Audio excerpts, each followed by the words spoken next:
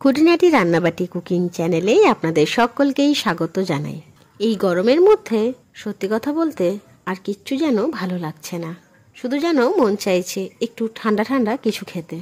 তাই আপনাদের সকলের জন্য এবং আমার বাড়ির সকলের জন্য বানিয়ে নিলাম বেলের শরবত। এই বেলগুলো মামাবাড়ি থেকে এসেছে, অনেক কটা বেলই দিয়েছে, কিন্তু ব্যাপার হচ্ছে বেল দিয়ে কি বানাবো এটা ভাবতে ভাবতেই আজকে সন্ধেবেলায় বসে পড়লাম বেলের শরবত বানাতে। চলুন তাহলে সমগ্র রেসিপিটা আপনাদের সঙ্গে শেয়ার করে নিই। সবার প্রথমেই প্রচণ্ড যুদ্ধ সহকারে বসে গেলাম বেলটাকে ফাটানোর জন্য। অনেক চেষ্টা করে এবং বারংবার চামচের সাহায্যে বাড়ি মেরে চেষ্টা করলাম যাতে বেলটা একটু খুলে যায়, তবে আজকের যত চেষ্টা সবটাই যেন বৃথা হয়ে গেল। দেখুন বেলের ভেতরটা কিন্তু খারাপ, তাই এই বেলটা ছেড়ে দিয়ে নিয়ে নিলাম আরও একটা সুন্দর বেল। এই বেলটা কিন্তু একদম সুন্দর এবং ঠিকঠাক। বেলের ভেতরের রংটা দেখছেন, দেখেই মনে হচ্ছে টেস্ট কিন্তু দারুণ হবে। তাই আর দেরি না করে শরবত বানিয়ে নিচ্ছি। তাই চটপট করে প্রথমেই বেলের ভেতরের যে অংশটা অর্থাৎ আঠা এবং বীজের যে অংশটা আছে সেটাকে চামচের সাহায্যে প্রথমেই আলাদা করে নিচ্ছি। এরপর একটা টেবিল চামচের সাহায্যে বেলের যে খোলাটা রয়েছে সেই খোলা থেকে সমস্ত বেলের শাঁস বের করে একটা থালার মধ্যে রেখে নিচ্ছি। এই আঠালো অংশের মধ্যে বেলের পরিমাণটা একদম অল্প, তবু আপনাদের সঙ্গে শেয়ার করে নিচ্ছি কিভাবে ওই আঠালো অংশ থেকে যেটুকু পরিমাণ বেল পাওয়া যাবে সেটা কিভাবে বের করে নিতে হয়। তবে মা ঠাকুমার কাছে শোনা এই বেলের আঠা দিয়ে নাকি বই চেটানো যেত, আবার তাছাড়াও আরও অনেক ধরনের কাজই নাকি তারা তাদের ছোটবেলায় করেছে। তবে আমি কখনো বিষয়টাকে ট্রাই করিনি, তবে একবার তাদের কথা শুনে ভাবলাম আমিও একবার ট্রাই করে দেখব কাজ করে কিনা। তবে আঠাটা কিন্তু প্রচণ্ড চটচটে। যাই হোক, এবার কিন্তু বেলের শরবত বানানোর আসল যুদ্ধ। এই বেলের শরবত চটজলদি বানানোর জন্য আমি তো একটা সিম্পল ট্রিক্স অবলম্বন করি সব সময়। চলুন সেই ট্রিক্সটা আপনাদের সঙ্গে শেয়ার করে নিই। আপনি চাইলে হাতে চটকে কিন্তু এই বেলের শাঁসগুলোকে সুন্দরভাবে মেখে নিতে পারেন, তবে হাতে চটকানোর ব্যাপারটা খুব একটা ভালো লাগে না। তাই চটজলদি করার জন্য মিক্সিটা কিন্তু খুব সহজ একটা পদ্ধতি। তাই মিক্সিং জারের মধ্যে সমস্ত বেলের শাঁস দিয়ে একটু একটু জল দিয়ে সুন্দরভাবে একটা মিহি পেস্ট বানিয়ে নিচ্ছি। দেখুন সুন্দরভাবে একটা মিহি পেস্ট কিন্তু 2 মিনিটের মধ্যে তৈরি হয়ে গেল। না লাগলো হাতে কোনো প্রকার বেল, না চারিদিক বেলের শাঁসে থই থই হলো। একদম চটজলদি এবং পরিষ্কার পরিচ্ছন্নভাবে বেলের শাঁস কিন্তু সম্পূর্ণভাবে তৈরি শরবতে দেওয়ার জন্য। এই বেলের শরবতে মিষ্টির জন্য আমি দিয়ে দিলাম অনেকটা পরিমাণ চিনি। আপনি চাইলে সুগার ফ্রি ব্যবহার করতে পারেন, আবার মা বলল বেলের শরবতে যদি একটু গুড়ের ব্যবহার করা যায় তাহলে নাকি রংটা খুব সুন্দর আসে। তাই মায়ের কথা শুনে দিয়ে দিলাম অল্প পরিমাণ গুড়। এবার সমস্ত উপকরণগুলো একটু নাড়াঘাটা করে একে অপরের সঙ্গে মিশিয়ে নিচ্ছি। দেখুন সুন্দরভাবে সমস্ত উপকরণ একে অপরের সঙ্গে মিশে গেছে। মোটামুটি বেলের শরবত তৈরির জন্য বেলের যে শাঁসটা রয়েছে সেটা কিন্তু সম্পূর্ণরূপে তৈরি। তবে হঠাৎ করে মাথায় যেন একটা আইডিয়া এলো, চলুন একটু বেল মাখা করে নিই, যেটা হবে না ঝাল ঝাল, শুধু হবে মিষ্টি মিষ্টি। তাই যে খোলা থেকে বেলের শাঁসটা বের করেছিলাম সেই খোলার মধ্যেই দিয়ে দিচ্ছি মেখে রাখা মিষ্টি বেলটা।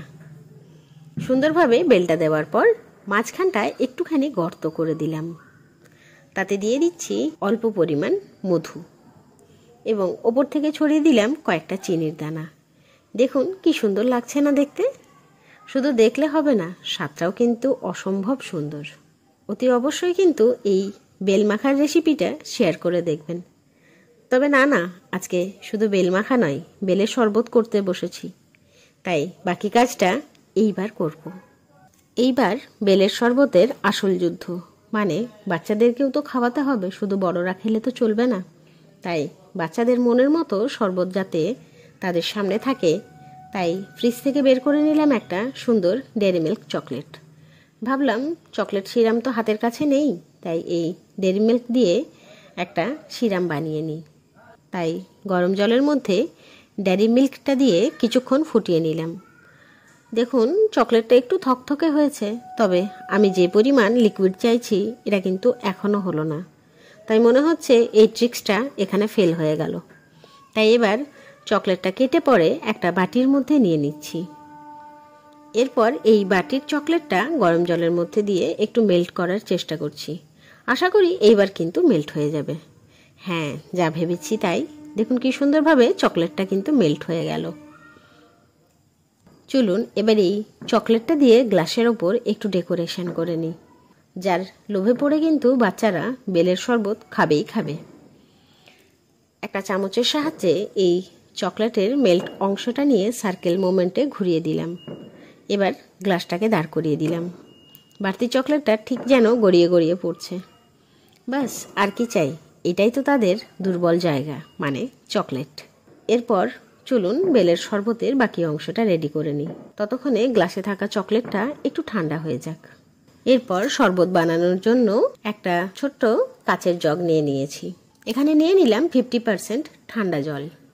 এরপর দিয়ে দিচ্ছি তাতে বেলের শাঁস, যেটা কিন্তু চিনি দিয়ে অলরেডি তৈরি করে নিয়েছি। এরপর সমস্ত বেলের শাঁস এবং জল চামচের সাহায্যে ভালোভাবে ঘাটিয়ে নিচ্ছি, যাতে শরবতটা সুন্দরভাবে মিশে যায়। সুন্দরভাবে বেলের শরবত কিন্তু রেডি হয়ে গেল। তবু মনে হচ্ছে জলের পরিমাণটা একটু কম আছে, তাই আবারও একটু জল দিয়ে নাড়াঘাটা করে নিলাম। সবশেষে দিয়ে দিচ্ছি বেলের শরবতের মধ্যে টুইস্ট, মানে দিচ্ছি অল্প পরিমাণ জলজিরা। আসলে বাচ্চারা কিন্তু জলজিরার ফ্লেভারটা খুব পছন্দ করে, তাই এখানে একটুখানি জলজিরাও মিক্স করে দিলাম, যাতে তাদের চোখে বেলের এই স্বাদটা যেন লুকিয়েই থাকে। সুন্দরভাবে এবারে জলজিরাটাও ভালোভাবে জলের সঙ্গে গুলে নিলাম। বাস, শরবত তো তৈরি। এবার শুধু দেওয়ার অপেক্ষা।